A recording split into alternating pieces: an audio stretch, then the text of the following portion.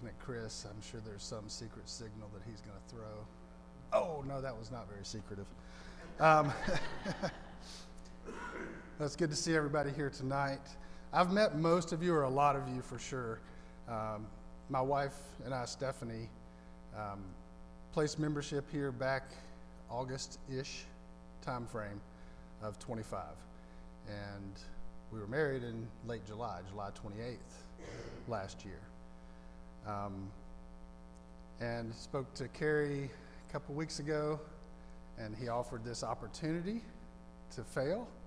And so I've taught a little bit of Bible class. This is definitely the most difficult layout for Bible class to teach. I've taught adults, I've taught many kids, especially high school and college age type. It's always easier when it's intimate, when you're around a table or you're sitting closer and you can talk. I don't want this to be a sermon. It definitely won't be. I'm not a preacher. But what I'm going to talk about tonight is something we've been talking about that Carrie's done one. A few of the men have done these. And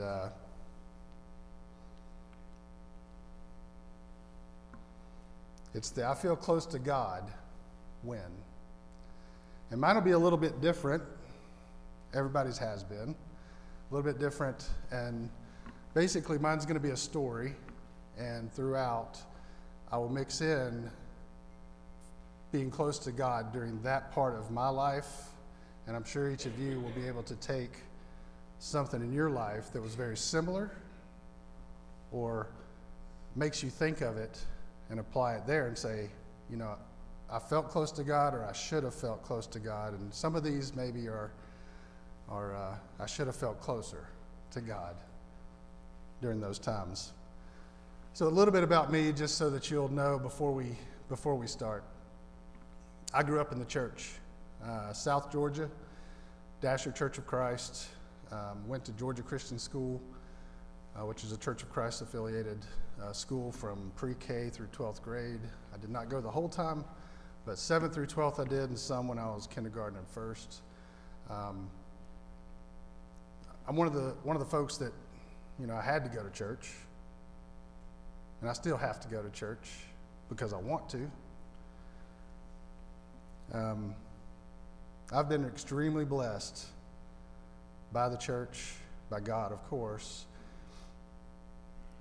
But I've also been broken in ways that I never expected to be broken in my life. And I think a lot of you, many of you will relate to that part of what we talk about tonight. So I feel close to God when some people, it's when you're happy. That's an easy time.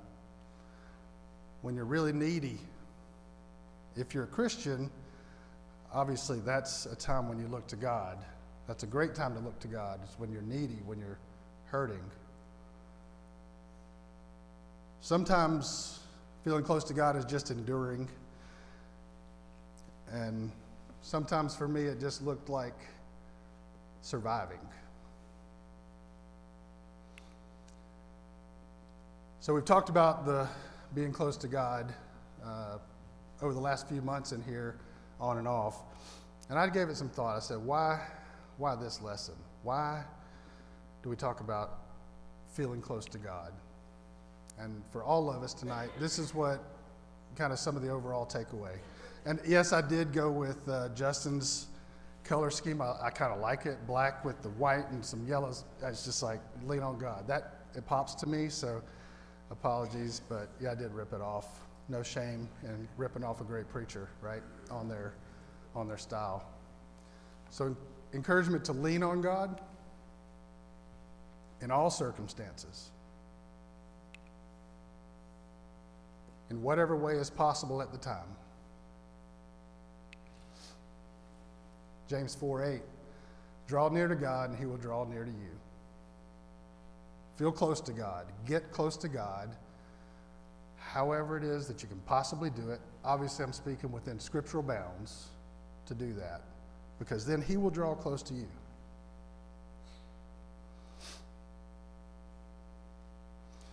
So looking back on my life, there are a number of times when I can look and say, I felt close to God then, or I should have felt close to God then, or I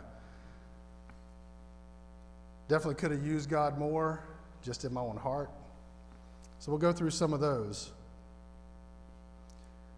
As I said, I grew up a church boy. My parents took me to church. That's a rather small picture of the Dasher Church of Christ in South Georgia, outside of Valdosta. The speed trap of South Georgia, as you're on 75, don't speed. Lowndes County and the State Patrol will get you. But when I went there, if you look on the left side, that was the building, and now that church has grown. They've built a large auditorium. That kind of reminds me of us here a little bit. That's a living church. That's a church that is doing good. Their eldership reminds me a lot of our eldership.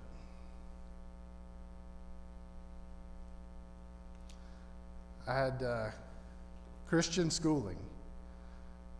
Georgia Christian School. Back in the day, I was 18-something that it started. I wasn't there, but it was Dasher Bible School originally. My mom went there. My dad went there some.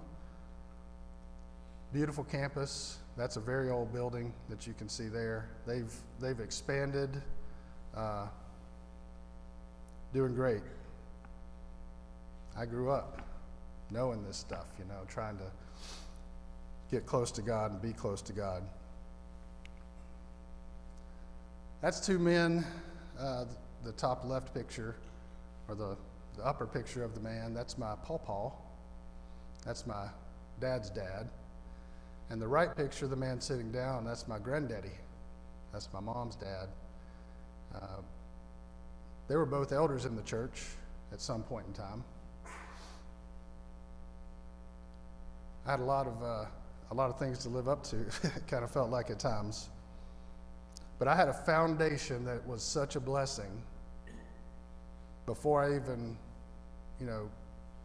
had any authority in my life. But when I was still at home and didn't have choices, but it was a foundation. And I didn't know it at the time, but how I grew up and what I got to see and the life I lived would matter a whole lot to me in my life. So what does that do? I feel close to God when my spiritual roots remain deep.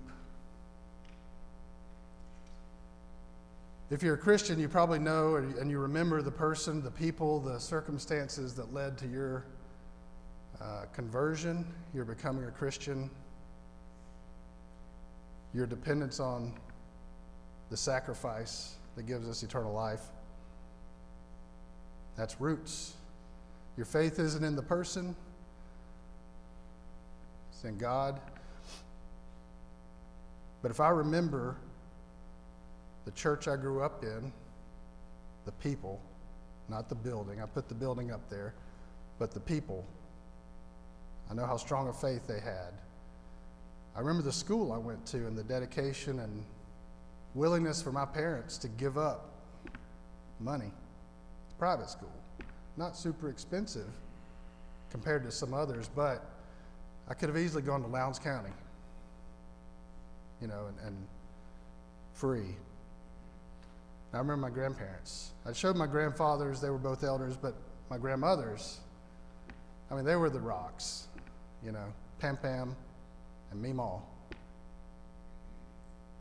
They're all past now. But they're a part of my root system, all of them.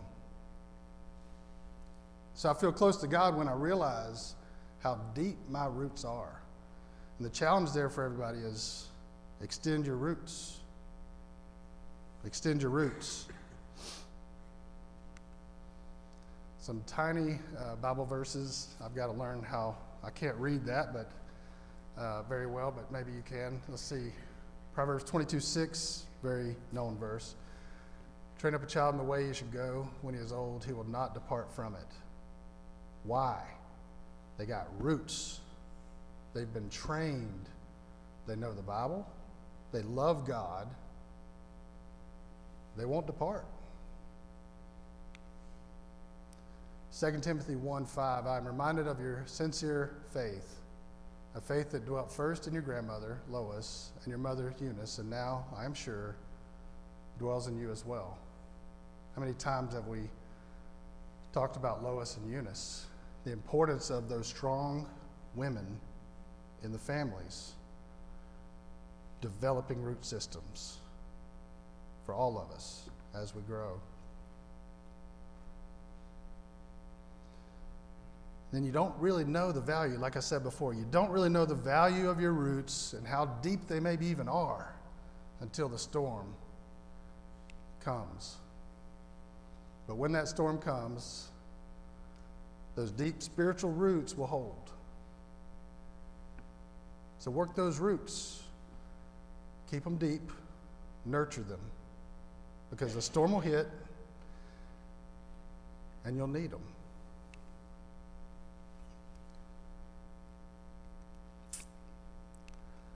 So after I got out of high school, I went to college.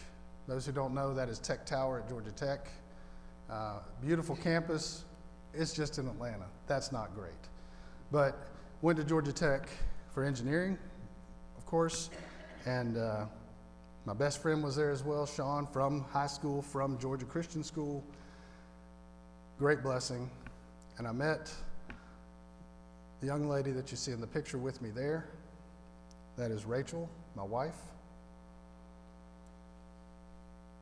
We're married, had our first son, and we were still going to Georgia Tech. Life was hard. Well, after graduation, aerospace engineer, great idea. I moved us to Utah. She loved it. It was actually really nice. Utah's a great place. If you've been there, it's beautiful. The landscape, the mountains, the snow, it is absolutely gorgeous. The problem is distance from family. We were too far from home. She's from the Atlanta area, Woodstock, Ackworth area, and I'm from South Georgia. Don't sound like it, but I can. But we were out there in Utah, and that's up at Promontory, up north of the Salt Lake, where I was working on the space shuttle boosters for a while, and that's me holding our oldest son, Taylor. While we're in Utah, that's when our second son was born, and that's Ethan. He's quite a bit bigger now. If you saw, both of my boys were here last week, and they're pretty big dudes. We had our second son there, so he was born in Utah, so I joke with him now, like, all those applications, all those things you got to do, and it says, what state or city were you born? I'm like, you always have to put Utah now. And people are like, what in the world in Utah? Because you're in the South. That makes no sense. So it's just kind of a funny joke between me and him that I rib him about sometimes. So we had our son, Ethan, in Utah. And then life in Utah was good. But like I said, it was too far from family. And because of working on Space Shuttle, everybody knows Huntsville, space, the rocket part of Space Shuttle, the actual propulsion part is housed at Marshall. That's where all the engineering. So I did some trips here. I was like, man, that Huntsville place, that's it for me. Like, I want to go, gets my wife, makes her happy again. So I started working to move us here. Took a little bit, but in 2007, I was able to get the company to transfer me to Huntsville so I could work here. And then in 2009, I started seeing some writing on the wall. The space shuttle was winding down. That was about 2011 was the last shuttle flight. So I was like, well, I got to get out of here because they're about to fire me, or fire everybody or start making us work on something else that's not as cool as rockets. So I went to work at that time for the Army and doing flight tests for the Army out on the Arsenal. Again, tiny picture. I'm the one on the left there, and on the right was a warrant officer that I flew with that day. I was not a pilot, so I wasn't up front. Life was weird. Georgia Tech, coming from high school, South Georgia, private Christian high school. And I'm working on rocket motors. Got 2 kids Now I'm flying in Army Black Hawks and Chinooks. What is this all about? I feel close to God when He quietly guides my steps. I look back at Utah, and you know what wasn't very present there for me? Church. If you've been to Utah, the closest New Testament, first century style church was about 45 minutes from where we lived, which isn't forever. You see those two little kids? That made it hard. God was guiding my steps, even though I liked the job there. He gave me avenues. He made me smart enough, maybe, to say, you know what, let's get back home, to the south, at least. Proverbs 3:5-6, trust in the Lord with all your heart. Do not lean on your own understanding. In all your ways, acknowledge Him, and He will make straight your paths. Psalm 37:23, the steps of a man are established by the Lord when he delights in his way. God will guide your steps. Of course, you need to be close to Him. Look to be close to Him. That's His word. Let Him guide your steps. Always be thinking, how can I do what's right? Again, not all of these are things that I did perfectly at the time, but looking back, God was working to get me back somewhere that I could be effective, somewhere that I could work in the church. I can see it in hindsight. I didn't see it the same way then. I was taking good job opportunities, doing things, but it also got me back to where I needed to be in relationship to Him.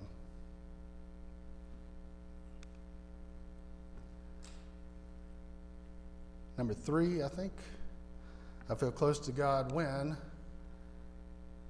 I'm overwhelmed by responsibility. Again, 2 kids, Utah, family a flight away, which for our parents both were not super keen on flying to Utah or flying at all. So with a wife and 2 kids now, I was a bit overwhelmed by the responsibilities. Casting all your anxieties on Him because He cares for you. When you're overwhelmed, we know cast those onto God. He's got it. He can take it. The hardest thing that we have to do is to make the action and trust. But He said to me, my grace is sufficient for you, for my power is made perfect in weakness. Therefore, I will boast all the more gladly of my weaknesses, so that the power of Christ may rest upon me. That's, of course, Paul talking about the thorn in the flesh, but it's applicable to us. God's grace is sufficient. When you're overwhelmed, when it seems like you just can't take it, know that it's already done. God's already done it. You need to give some of that control that you think you have up and move forward. When you're overwhelmed, you feel unqualified. But just remember, in the church, feeling unqualified doesn't disqualify you to do the things you should do. Our feelings are very malleable. I know the topic is I feel close to God when, but those emotions, those feelings, those anxieties, we react as humans. God made us this way. But if you feel unqualified for something, it doesn't disqualify you. Of course, you have to work through those feelings, even to step up here, a little bit difficult. And I know that people must have gotten the word because the crowd's a little low tonight, but, that's okay.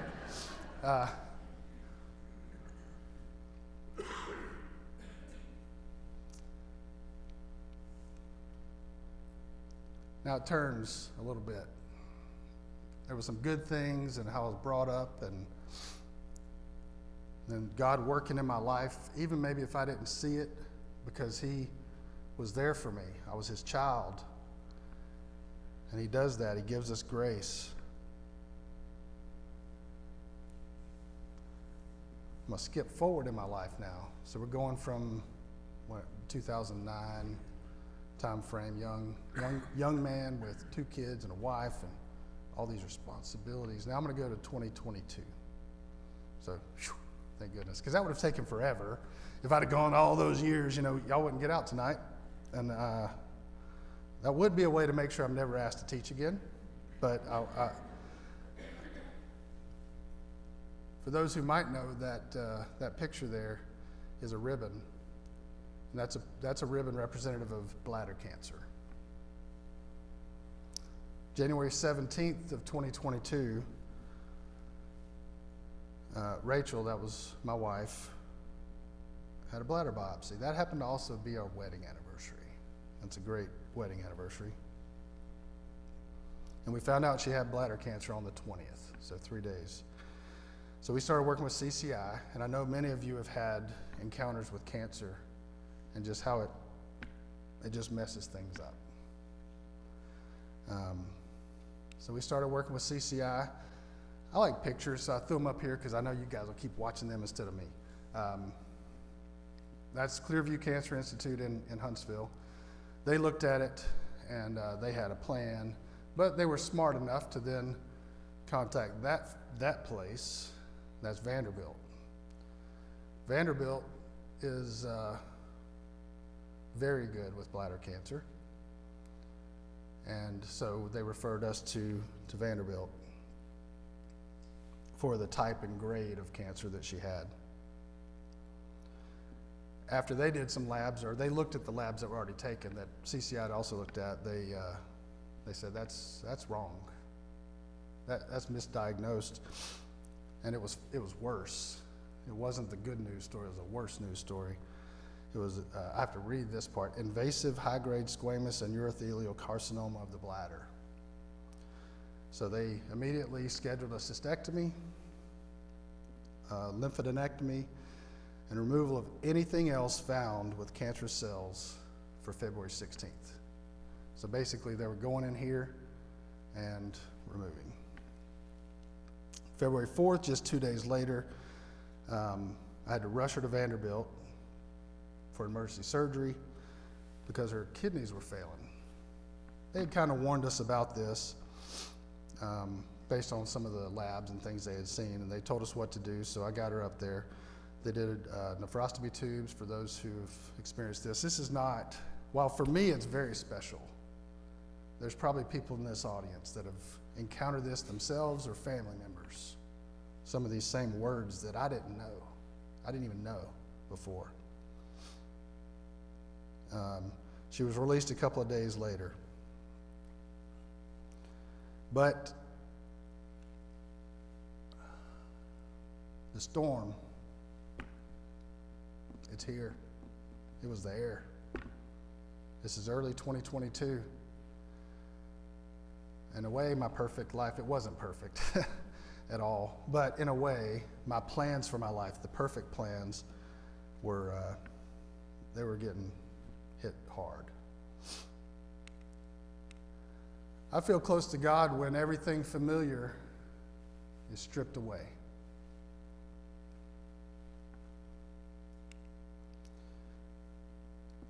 God is our refuge and strength, a very present help in trouble. That's Psalm 46:1. Job 13:5, the first part of the verse. Though he slay me, yet will I trust him. I had to have some roots to even think that way. I'm not saying I did it perfectly. I certainly didn't. But I held on. I looked at my roots. I looked to my dad. I looked to other elders, mentors in the church up at Meridianville, where I was members once we came here to Huntsville, where we were members.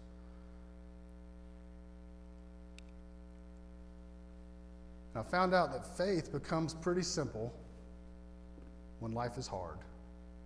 If you're a Christian, it can become pretty simple. You want God's help. You want to be close to God when life is hard. It's a challenge for some, and I understand that to some extent. For some, it maybe drives them away from God, those difficult times, but that's why the very first point of dig those roots, because you can't get that tree away. We got that tree out there. Right now, it's working its roots, but not long, it's going to be difficult, Dale, to get that thing to move, We're going to think, what were we thinking, like when it starts to grow over the building and putting leaves everywhere, you won't have to worry about it.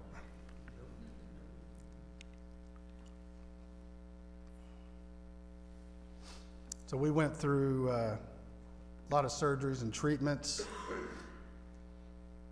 Said they scheduled that big surgery, or the surgery. We didn't know exactly how big. So February 16th came, and it ended up being an 11-hour surgery that she went through. They found a baseball-sized tumor in her bladder.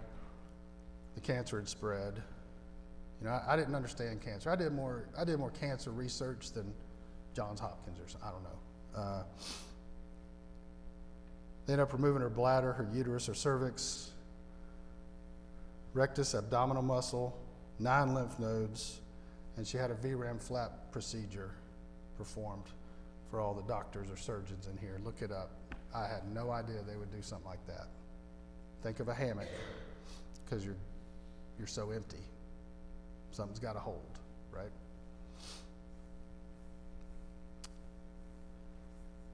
And then after that surgery, there were a few ups, some really good ups actually, and we'll get to those. But there were many downs. Life was difficult, and it was a struggle. It was a life we certainly didn't expect, and most everything else in life became a lot less important. The things that before this got on my nerves, I didn't care. My work, thankfully I work at a good place, and they let me be pitiful for a while, both this time through here, and you'll see, for a while. On April 12th, she had her first chemo treatment at CCI. May 24th was her 40th birthday. Also in May was our oldest son's graduation from Sparkman High School. We got through there, through May. On June 7th, she had some more scans, and Vanderbilt said, it's not good. More lymph nodes had cancer, her pubic bone cancer. She had a 4x6 centimeter mass, over 15 tumors just throughout her abdomen.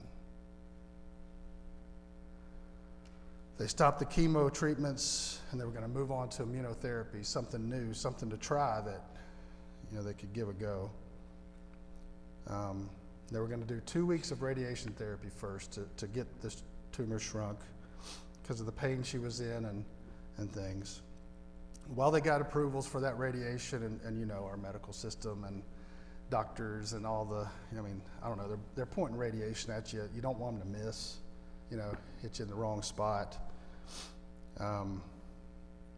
We got to go on that trip on the bottom right. That was to Disney World. That was the senior trip for Taylor. That's the oldest after he graduated. You'll see in the picture there that, we're standing, we look like a good family, but Rachel drove a scooter around the whole time, and just pain beyond belief. But she was the one that said, nope, we're going.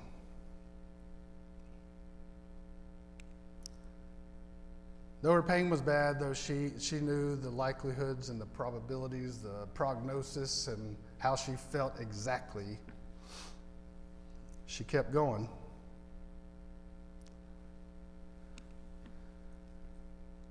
I thought, I feel close to God when faith looks like endurance. Hebrews 12, verse 1. Let us run with endurance the race that is set before us. Endure. 2 Corinthians 4, 16 through 18. So we do not lose heart. Though our outer self is wasting away, our inner self is being renewed day by day. For this light, momentary affliction is preparing us for an eternal weight of glory beyond all comparison. As we look not to the things that are seen, but to the things that are unseen. For the things that are seen are transient, but the things that are unseen are eternal. Endure. Get to the eternal. This is just a short time. My wife knew that. She endured. Even to go to Disney World, you know. Your endurance is a showing of faith.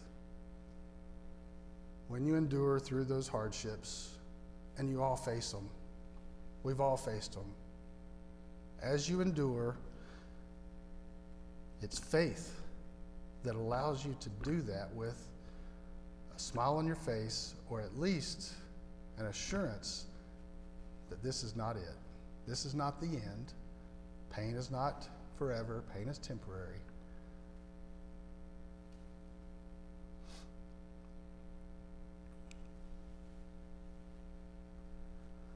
So when we got back from Disney, radiation started on June 27th at Vanderbilt. Wednesday night, she was admitted to the hospital with excruciating pain. We were staying up in Nashville near Vanderbilt, but had to take her to the hospital that night. She had a blood clot in her femoral artery and a nerve compressed from tumors. This woman kept going. She endured that.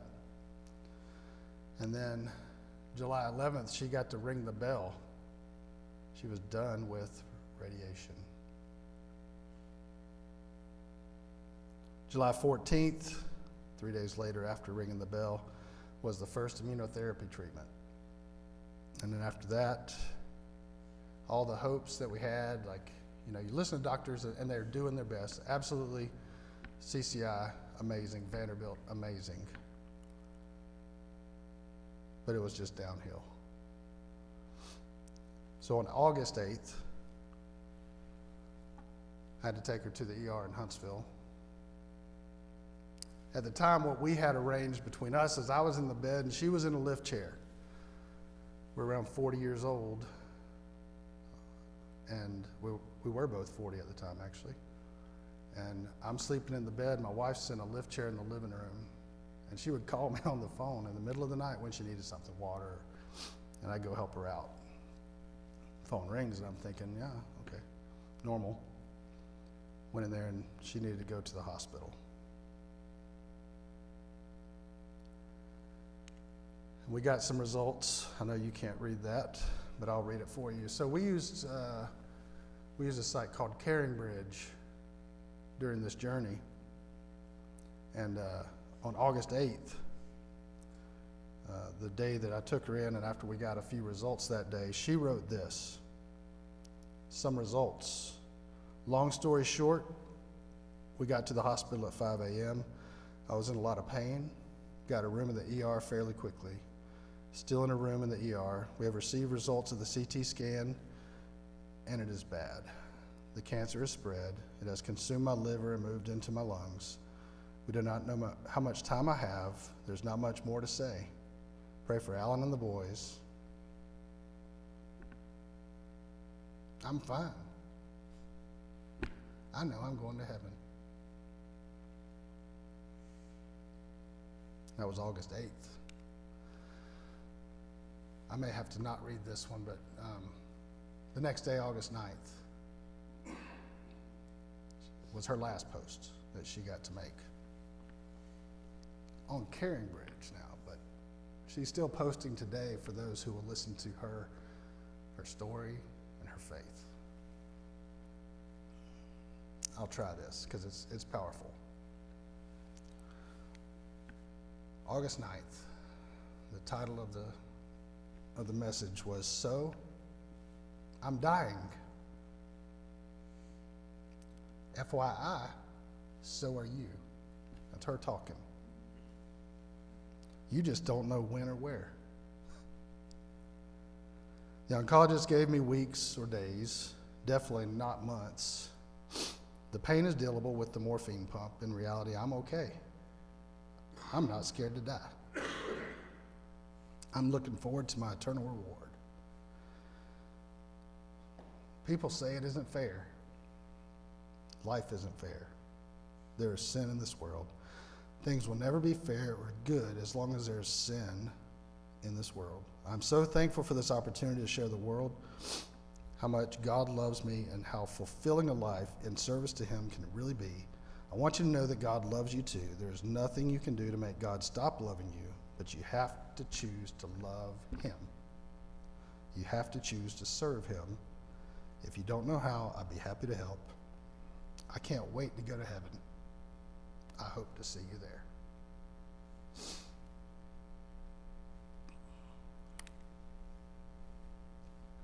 So I feel close to God. Let me continue here. So that was August 9th. August 16th, 2022, 7 months after her diagnosis, Rachel Olivia Guess passed away at our home under hospice care with me, our sons, Taylor and Ethan, a few family members, my dad, my stepmom, and a few church friends, close female friends at church that she loved dearly, surrounding her. And she was 40. We were married for 16 and a half years and have been together for over 21. I feel close to God when heaven feels more real than earth. When heaven feels more real than earth. Paul said, "For to me to live is Christ and to die is gain." Well, I hope we can all say that. Revelation 14:13, "Blessed are the dead who die in the Lord from now on. Blessed indeed, says the Spirit, that they may rest from their labors, for their deeds follow them." Make heaven real. That will make you get close to God because you want to go there. It's a wonderful place. And when it's our time, just remember that a faithful death preaches powerfully.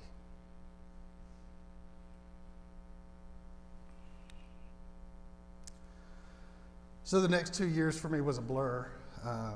It was filled with extreme lows and sometimes a little bit of relief for those who have gone through grief like that. But the weight was working its way lighter. I was working through it. I was moving forward. And looking back, I can see the whole time I was doing that progression.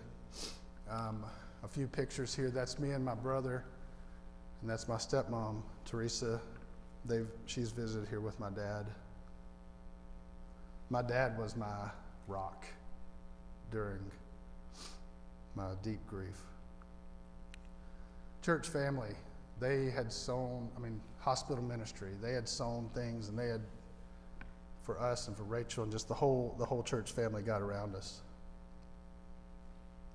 I kept attending church and worshiping. Most of you have probably been there, lads to leaders. I took my boys there during the time. The youngest, who's got the coat on, was still in high school. The older one was at Freed already, and he was there as a chaperone. But I just say keep doing as much of what you know is right as you can. I did some grief share. I went through grief share. I started leading grief share sessions. The challenge is to keep moving forward. I feel close to God when I'm broken, but not alone. The Lord is near to the brokenhearted and saves the crushed in spirit. Bear one another's burdens, and so fulfill the law of Christ. We talk about the church, and Justin's had a number of lessons on the church, the body, us. The church is God's hands and feet. They were there in so many forms for me after she passed, for us when she was still alive. Be God's hands and feet. Because there's somebody that's suffering, and you might just help them not get uprooted. by doing what God has us do.